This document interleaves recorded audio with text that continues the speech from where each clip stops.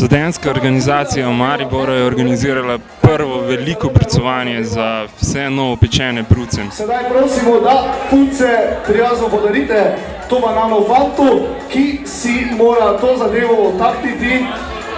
Pozor, zdaj!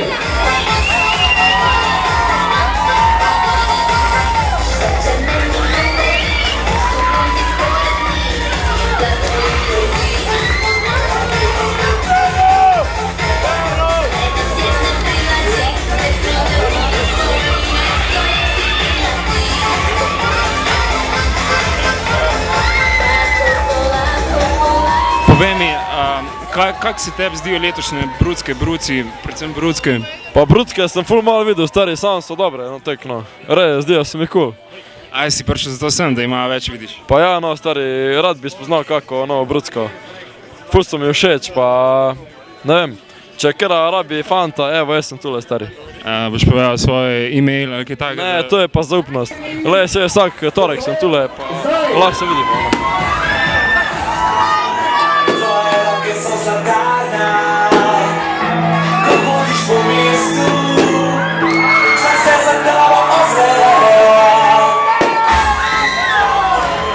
Brudska in bruc leta 2011-2012 sta Peter in Bernarda. Gremo navijat!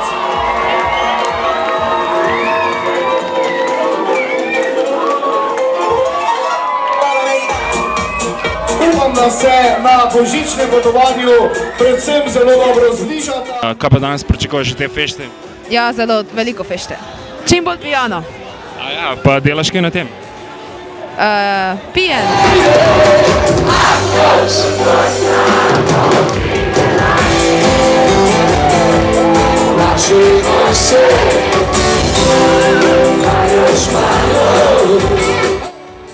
Vemi, kakšne so kaj izkušnje z mariborsko publiko? Publika v bistvu je tlele v temu štuku, prav tale štuk, drugače po Mariboru je še par takih placov, ampak tale štuk ima prav eno posebno atmosfero, to verjetno reče vsak glasbenik.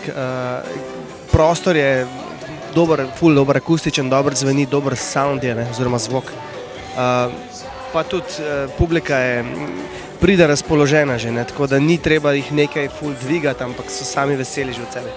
Kaj pa če malo izožemo izbor, recimo mariborski bruci, ste že dali kaj skozi? Če smo dali že skozi kaj brucev. Mislim pravzaprav iz odra dol, ali pa tudi kakšni drugi načini, ko jih mogoče ne poznam. V bistvu smo kar prisotni tukaj že po moje enih 15 let.